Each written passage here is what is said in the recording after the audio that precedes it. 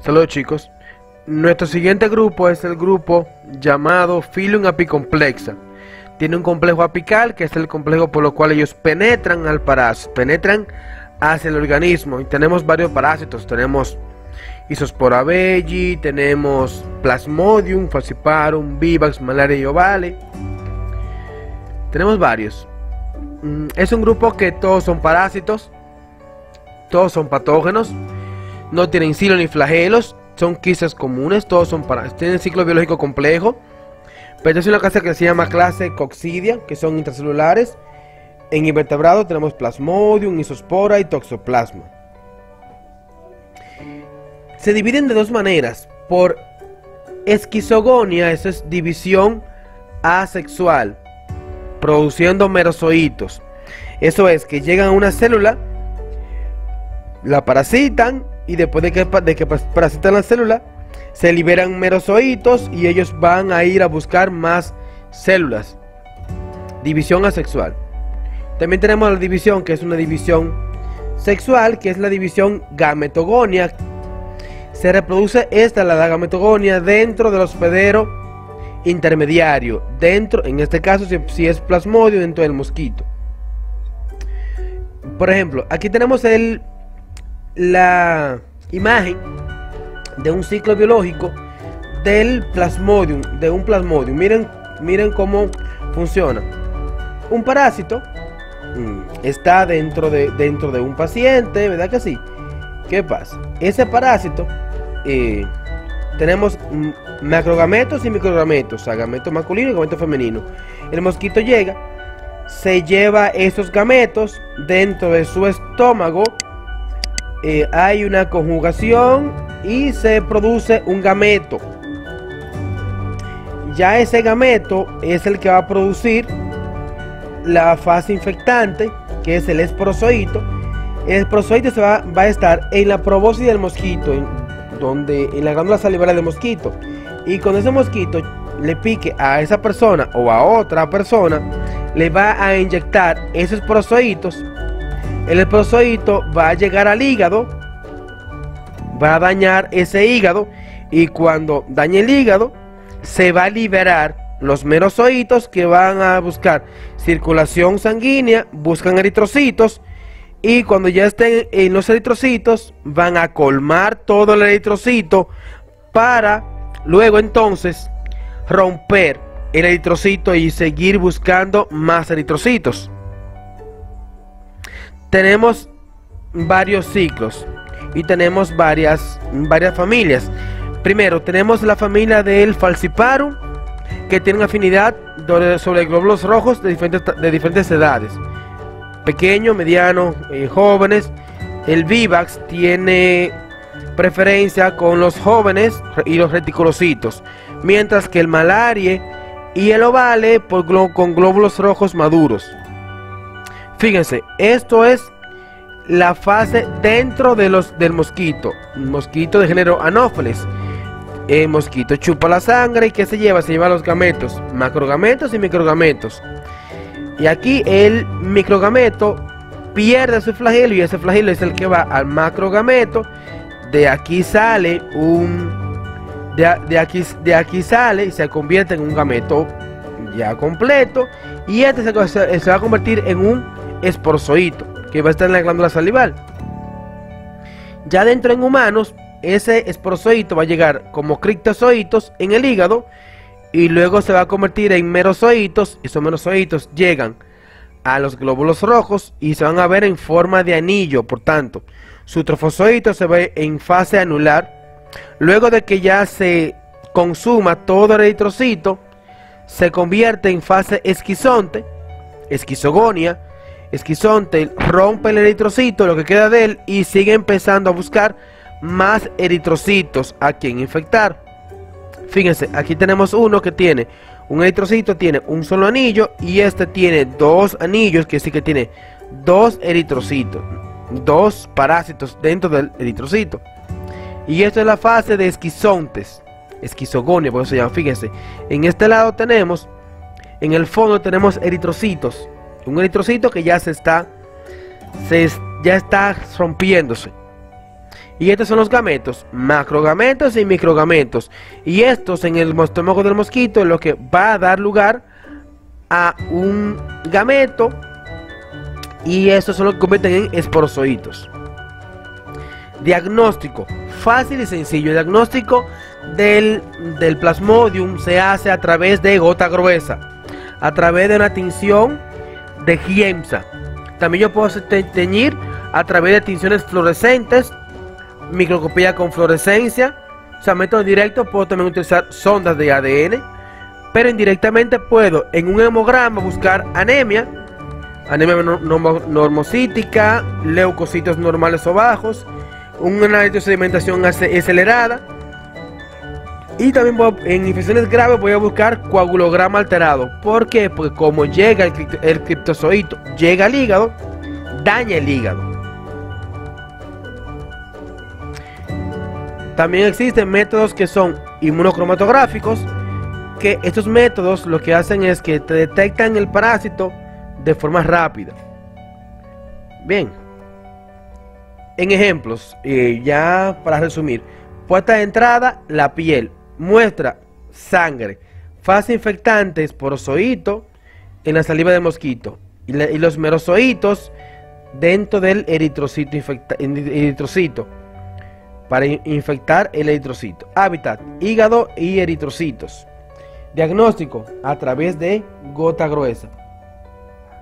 El Cryptosporidium es otra parasitosis, se llama criptosporidiasis, que tiene mucho que ver con un parásito del género Cryptosporidium. Afecta al aparato digestivo de animales vertebrados, incluyendo el hombre, pero también tenemos otras especies que dañan o parasitan las aves, los mamíferos.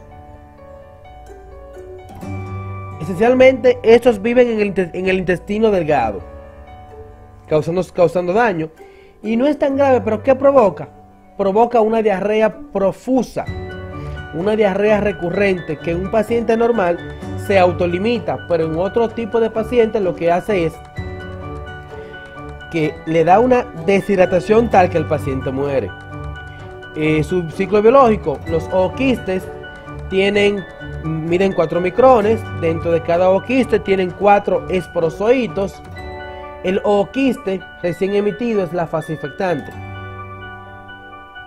¿Qué provoca? Su periodo de incubación es apenas de 5 a 14 días, quiere decir que es muy rápido.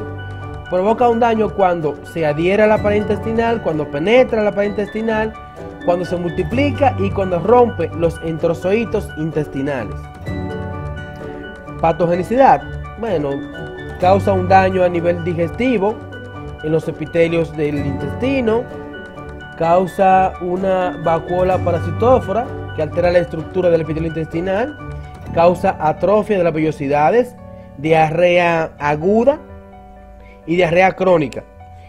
Este parásito representa un problema clínico y de salud, principalmente a pacientes que tienen problemas de inmunosupresión, que están inmunosuprimidos.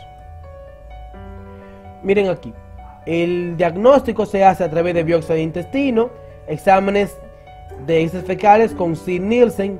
También este era un método que se usaba, que se llamaba Conatin, que era de tinción, no se usa muy frecuentemente. Métodos indirectos: tenemos técnica de ELISA, técnica de PCR y técnica de inmunofluorescencia indirecta para detectar ooquistes. Tenemos como puerta de entrada su vía oral, muestra, heces fecales, fase infectante o ooquiste. Hábitat, intestino delgado. Diagnóstico directo, detección de antígeno en las heces y métodos moleculares. El siguiente de este grupo se llama Pneumocystis jirovecii. ¿Es un hongo o es un parásito? Bueno, es un hongo con características de parásitos. Se estudia en esta asignatura porque tiene mucho que ver con la parasitosis, pero en este caso habita los pulmones. Es un oportunista y por tanto está ligado a pacientes que están inmunosuprimidos.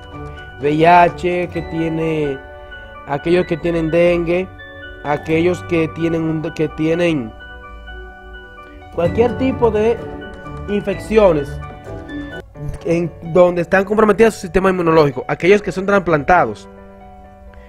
Miren, su división asexual, aquí tenemos la división tipo asexual, pero también tiene una división sexual a través de conjugación, donde hay un prequiste, una meiosis, el glicógeno se separa como un quiste temprano, se madura y luego vuelve, se sigue convirtiendo y eclosiona y se libera estos que son las células haploides.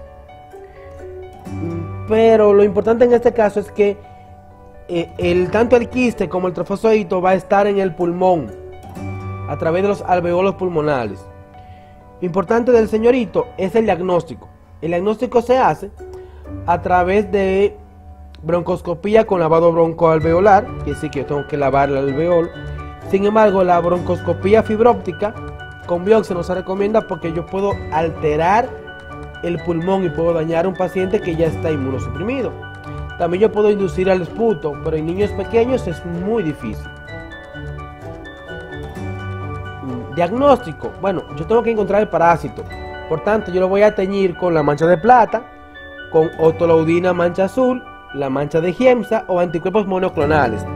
También puedo utilizar PCR de ADN en fluidos, principalmente para investigaciones. No es muy frecuente encontrarlo. Miren, aquí tenemos un alveolo y aquí tenemos, todo lo que vemos aquí son quistes del parásito. Puerta de entrada, la vía oral. Muestra, esputo. Tejido pulmonar y aspirado broncopulmonar. Fase infectante, quiste. Hábitat, pulmón. Diagnóstico, método directo y biopsia de pulmón. En este caso tenemos promastigote. Fíjense, ese se está dividiendo. Promastigote, y esto es la fase amastigote y amastigote dentro de un macrófago de la piel. El siguiente grupo es el Phylum Ciliosfora. Tiene una película que se llaman cilios, que son unas vellosidades pequeñitas, dos tipos de núcleo, mayormente son de vida libre, se dividen por fisión binaria, por gemación, conjugación. Tiene un grupo que también se llama los paramecios. El endoplasma tiene dos núcleos, tiene un macronúcleo que tiene producción de RNA mensajero y el micronúcleo está ligado a la herencia y a la reproducción sexual.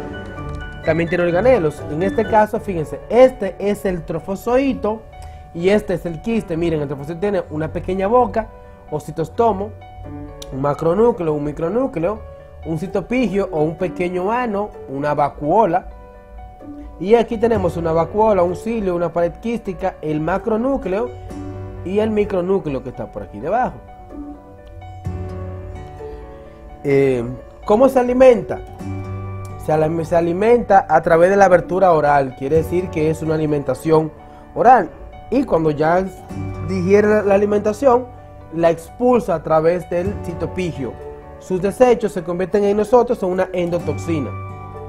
Miren, cuando yo corto un parásito, veo esto, que son los cilios, las vacuolas, el endoplasma y el ectoplasma, la vacuola contráctil, macronúcleo y micronúcleo, que es la parte esencial de este parásito. Es una distribución mundial, esencialmente está ligada a cerdos y a monos. La transmisión es fecal oral, quiere decir que es por la boca. Están asociados a agua contaminada y diseminación de personas que están expuestas a animales contaminados. Aquellos que trabajan con cerdos contaminados pueden estar en más riesgo de infección. Se localizan en el colon, por tanto viven en el intestino grueso. Hay un daño tisular, un daño enzimático, provoca úlceras planas, hiperemia de la mucosa, dilatación vascular e infiltrado celular. Su ciclo biológico es muy fácil, de hecho. Podemos consumir el quiste en los alimentos o agua maltratada. Esos quistes llegan a intestino, en el estómago se libera la pared y cuando llega a intestino grueso se convierte en trofozoito. El trofozoito se divide Luego de que se divide, hace una conjugación, o sea, el macronúcleo y el micronúcleo intercambian material genético y una parte de esos trofosóitos divididos se convierten en quiste y se liberan a través de las heces fecales. Son de los cerdos, es una zoonosis, pero el ser humano puede estar infectado y el ser humano puede autoinfectarse él mismo, así como los cerdos se autoinfectan. Miren aquí, división de las células, división del parásito, y aquí hay una conjugación, o sea, hay una intercambio de material genético y luego cada parásito tiene su misma estructura genética. Por tanto, resumen: puerta de entrada, la vía oral. Muestra, heces fecales. Fase infectante, quiste. Hábitat, intestino grueso. Diagnóstico, método directo, observando el parásito.